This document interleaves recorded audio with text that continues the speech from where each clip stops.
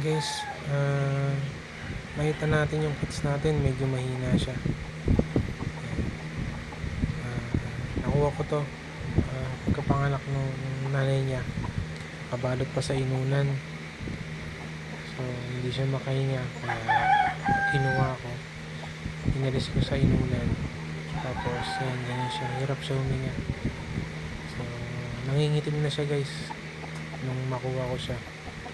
So yan, tatry natin na i-revive natin yung kits natin.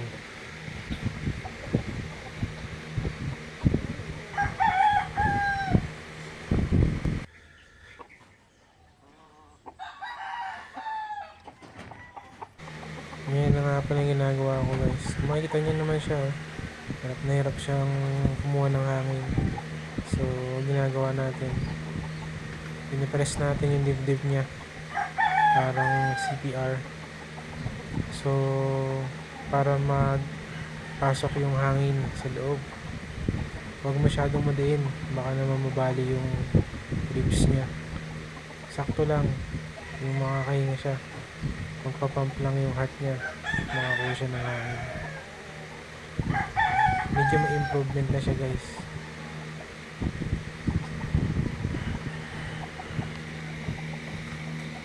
Yan, continuous lang pag-pump, monitor lang.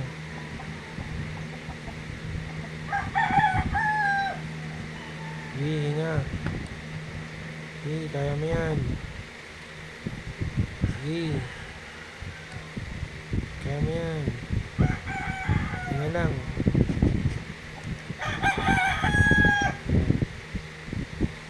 Sige, kaya mo yan.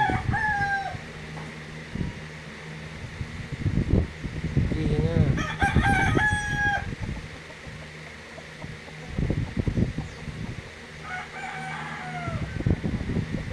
Sige, hinga, kaya mo yan. Sige, press mo lang. Press lang tayo.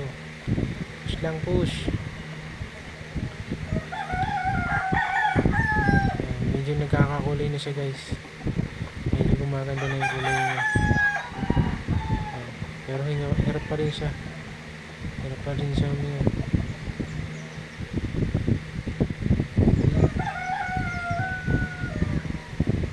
Ano yan? Hinga lang.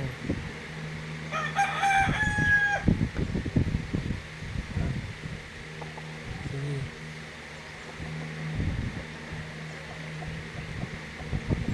Tuloy-tuloy lang.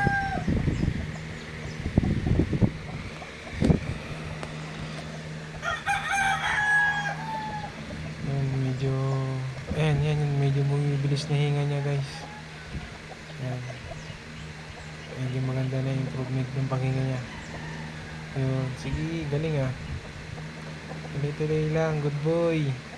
Conboy ka man, good boy, good girl, kung girl. Sige lang.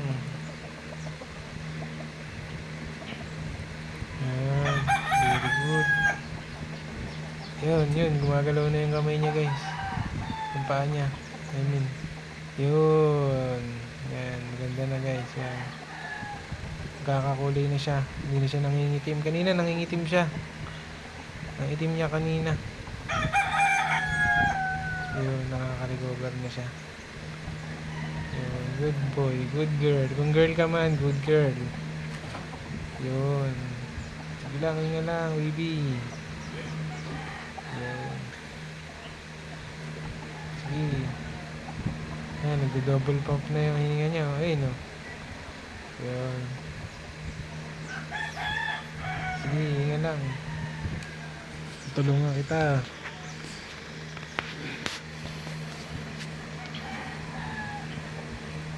Yan, kawawa naman. Kung hinayaan natin to guys, kung na-late tayo, baka patay na to.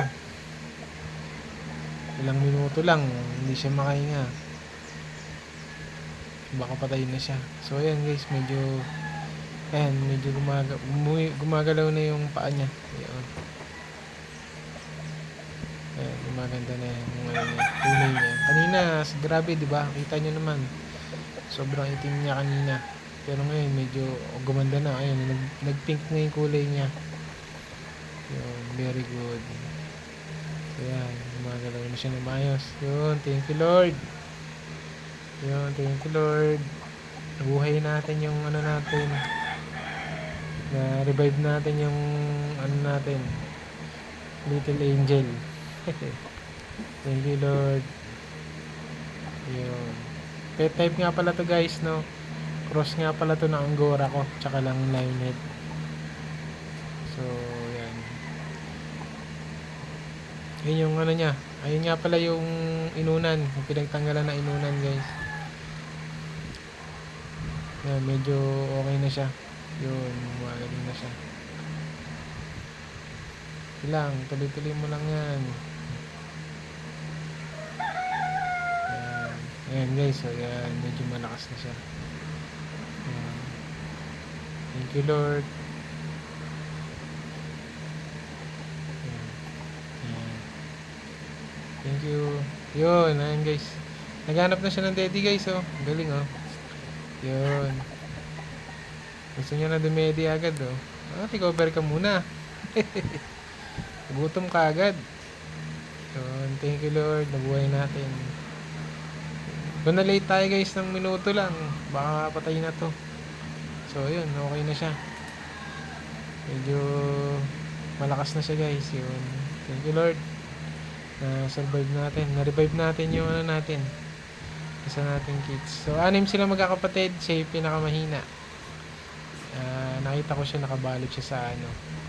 So, ay, ito sa-save natin yung isa. So, kumpleto sila. Ayan. Okay guys. Yun. Sige. Yun. Yung ganda size na yan guys. Balik na natin sa ano niya. Siguro pwede na natin ito ibalik. Para makadili na siya sa nanay niya. Ayan. Dito yung mga kapatid niya pala guys. Makikita niya. Ayan. Ang panganak lang sila. Ay nanay nila. Chocolate na Lionhead. Ayan. Tapos yung tatay is Angora. So, yun lang guys. Thank you for watching. Na-survive na.